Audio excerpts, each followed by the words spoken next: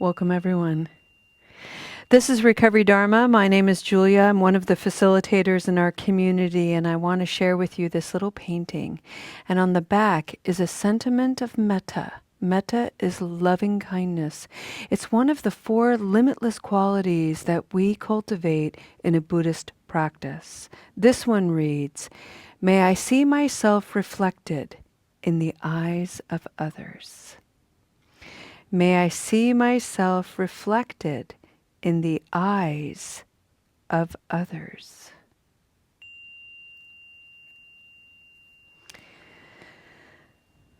Friends, we're actually going to use this sentiment of loving kindness as the focus of our practice today.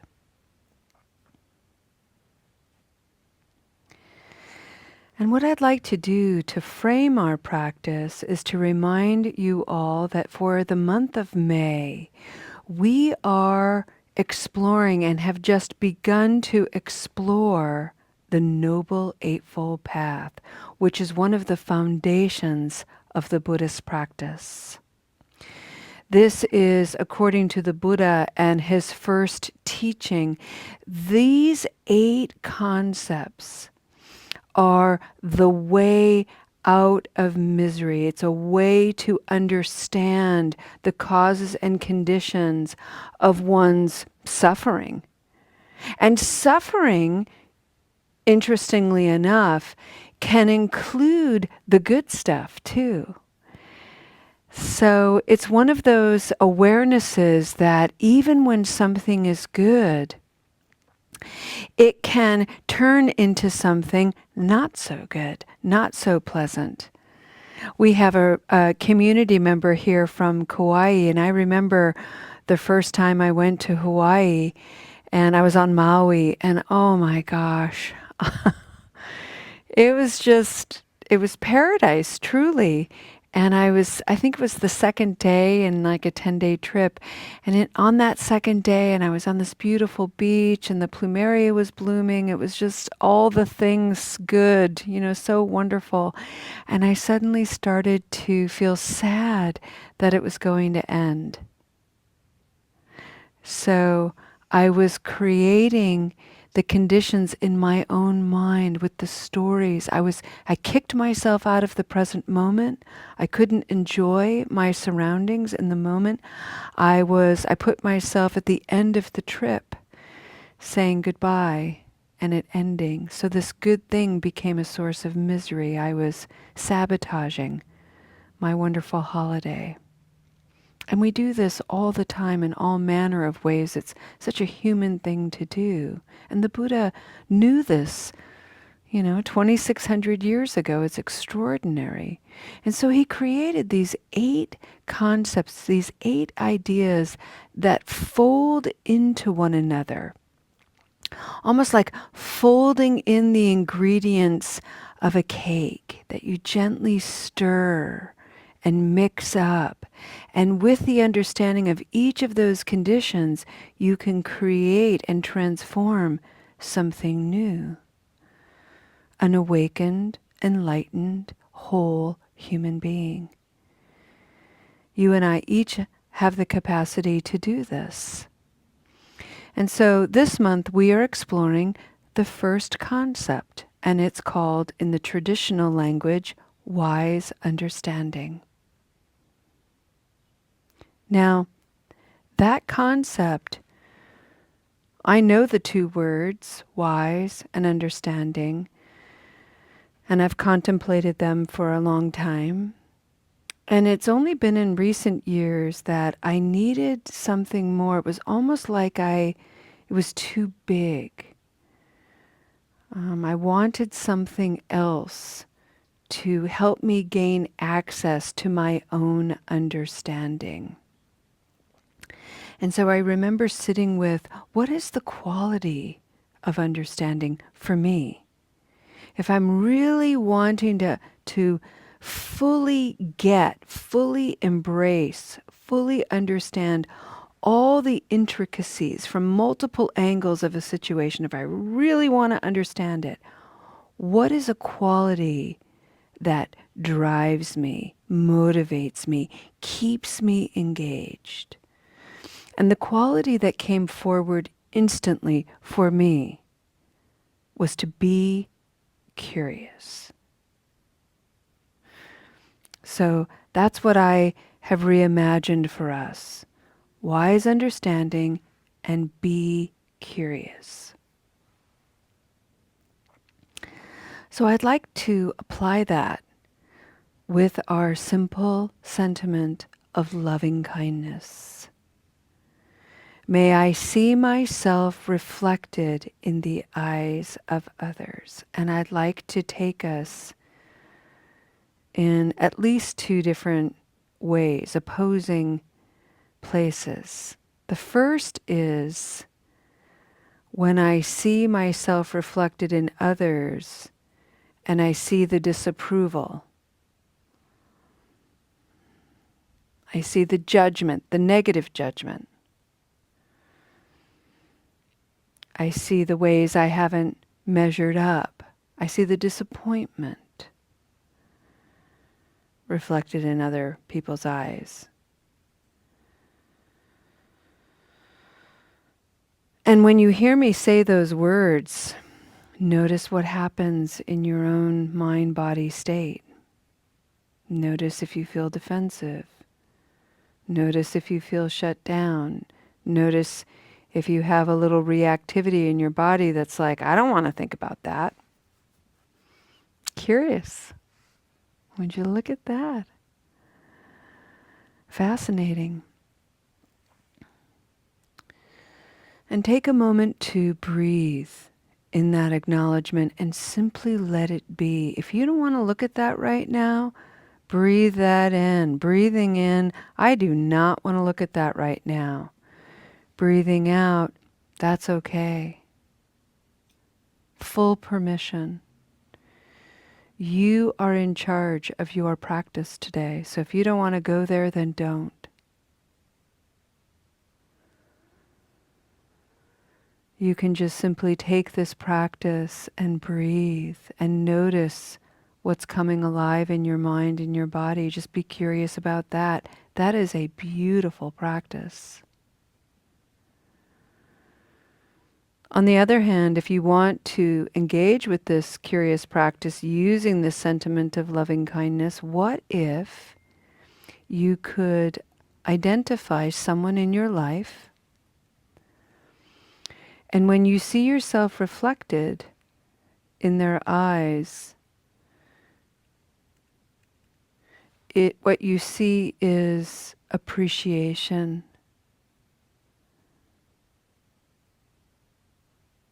joy, love, affection.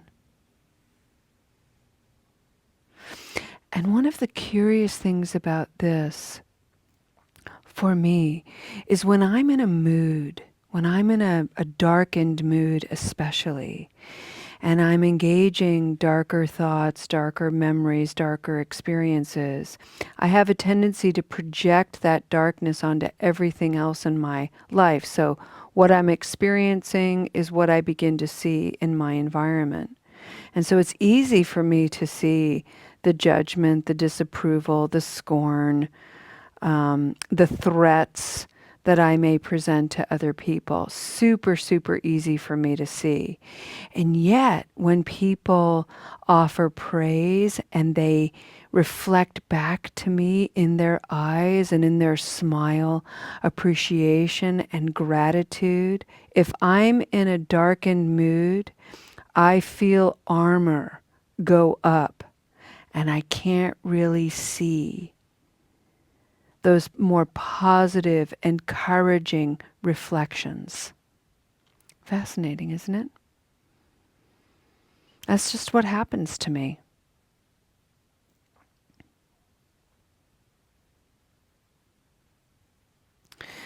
And so then what I notice in myself when I see myself working with those conditions, I'm in a mood, some dark weather has rolled in, I'm feeling kind of irritable, angsty, insecure. I'm projecting that out.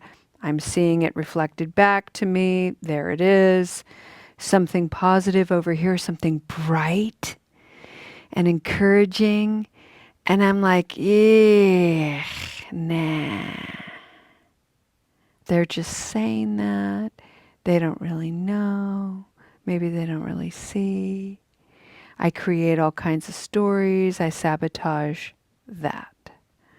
It's powerful. The mind is incredibly powerful. So the point of this is for me to cultivate a little bit of space so that I can see all of these conditions happening in real time.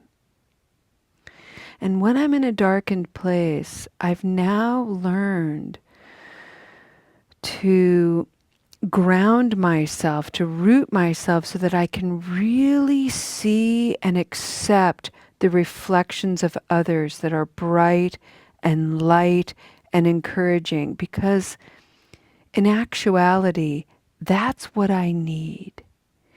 If left to myself, I'm just going to fuel and feed this negative mood, and it's just going to be cyclical. It's going to get old. It doesn't feel good. Whereas when I can see the reflections of others that are joyful and encouraging, it lifts me up. It brings me back into harmony, the third noble truth.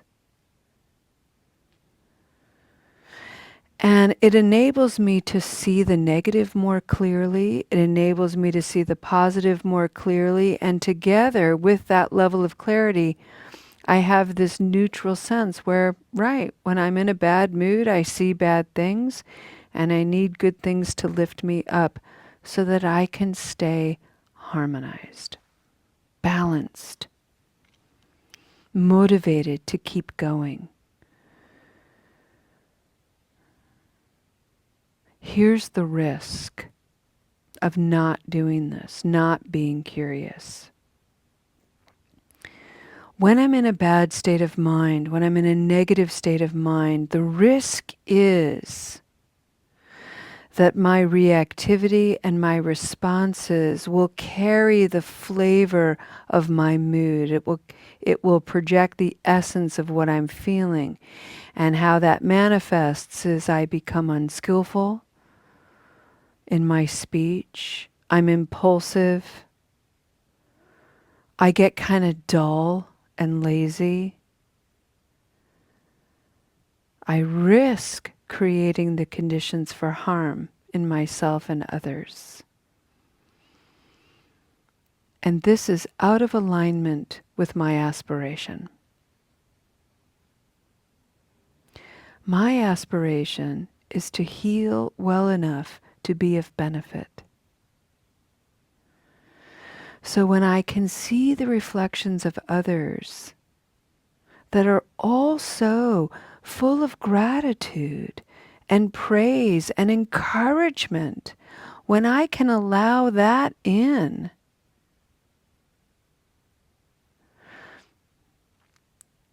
I have equanimity. I have wholeness.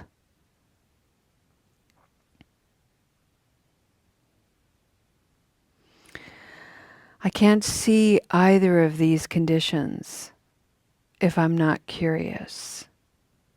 And when I'm not curious, I have no access to understanding. And without any access to understanding, I have no chance at engaging my innate, inherent wisdom. And this, my friends, is not a way to live. May I see myself reflected in the eyes of others. May I have the courage and the curiosity to see the bothness, the good and the bad, the praise and the blame. May I see it all. May I create the conditions to have space to see it all. And with my own wisdom, may I harmonize it and keep going. So let's take a moment of silence and just allow that to sit with you. See how that lands. See what stirs up for you. And allow whatever is there to be there. Just simply invite it to be perfect, exactly as it is. And should your mind go wayward, perfectly A-OK, just breathe and come back. Enjoy this time and this practice.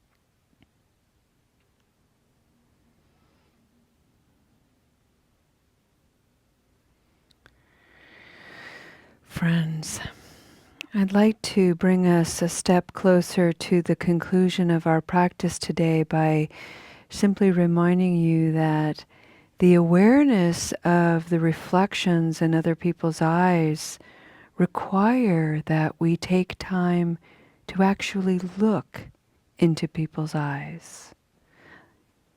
You know, that takes a lot of courage and a lot of presence, and it's worth playing with. And I would highly recommend that you practice with people that you trust. Really look into someone else's eyes and notice what you notice, see what you see. You could even begin this practice the next time you look in the mirror.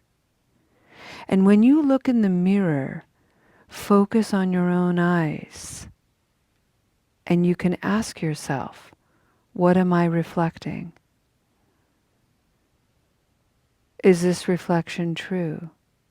Is it the whole truth?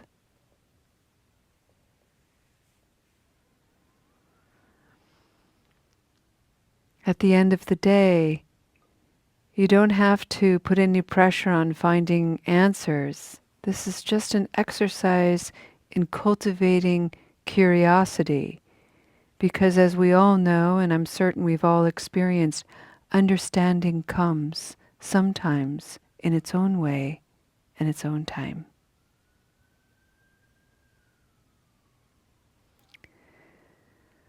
Let's take a deep breath, breathing in,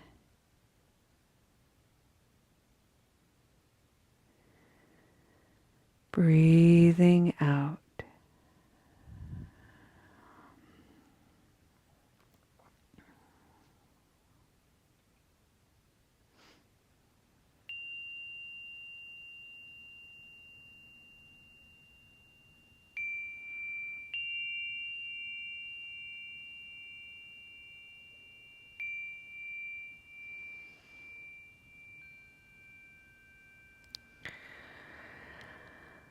Alrighty, beautiful people. One of the things about the Buddhist practice that I really love is the constant gentle encouragement to explore the bothness of a situation. There's always two sides to one thing to make it whole. So my hand is one perfect example. On one side is my palm, the other side is the front of my hand. Those two sides make the whole of my hand and allow its function. So it is with all of our experiences. And one of the things that you'll hear about in spiritual practices is the suspension of the ego. And we have to be really careful because as we're driving, as we're really working to suspend the ego, we actually create another ego because we're attached to wanting to get rid of the ego. And for me, when I hear those spiritual teachings, all I want to do is make sure that I'm not inflating or distorting the situation either too much in the positive or too much in the negative. So when I look in the mirror, for instance, and I'm feeling low, I've made a mistake, I've been unskillful in my parenting, for instance, that usually stirs me up, or I was unskillful in an exchange with a loved one and I'm feeling really low. I'm just like, ugh, I don't know how to repair that. I don't know how to forgive myself for that. Just crummy, worthless piece of shit, you yuck. Okay? That's real and it's true and not the whole truth. That's the instrument of peace that I encourage you to have right there in your pocket. It's like it can be true. All of those things are real. It's just not the whole truth. So, what else is true? Over here on the other end is this distorted perception that I could have of myself that I'm like the best thing since sliced bread. I'm amazing. I'm so wonderful. I'm la la la. And there are aspects of that that are true too, and not the whole truth. So, on either end of the spectrum, I'm usually inflating it and distorting it. I'm making it more than what it is. So, the whole thing is to bring it back into balance. There's arrogance, and then there's diminishment. And what am I really? What's the wholeness? What's the truth here? And that's what we're working with. That's the suppleness that we're trying to get at, as opposed to I'm going to get rid of all the negative in me and I'm going to get rid of all the positive in me and I'm just going to be completely neutral. I say good luck with that. Good luck with that approach. And instead, it's being real about what are the negatives about me and making sure that I'm not inflating them, making them more than what they are, and looking at the positives of me, making sure I'm not inflating or exaggerating those, and bringing them into harmony. That is the practice. And boy, is it a doozy of a practice. So let's keep doing it. We get together tomorrow at 11:30 online, and we'll just continue to explore cultivating some curiosity. So let's end with the dedication of merit. And remember, we're going to sign off, and then we'll be back at noon. Take a noble posture, friends. Ah, and in the nobility of you, can you make space for those things that are not particularly noble, not particularly virtuous, not particularly A-OK? Because right beside all of those qualities exist your kindness, your thoughtfulness, your heart. This is a practice of learning to see them both with clear, wide eyes. And then by extension, learning to see this in others too. And sometimes the gaze of others reflects a truer image than what we're able to see for ourselves. And so it becomes a practice of trust, letting other people see us as we really are, and having them help us see ourselves as we really are, the whole of us.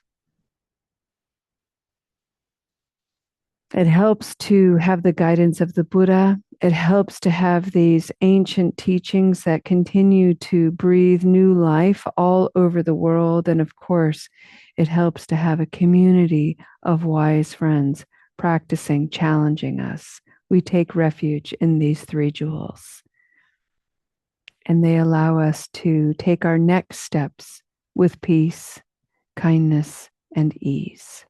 Thank you so much for your practice today, friends. We'll see you next time. Namaste.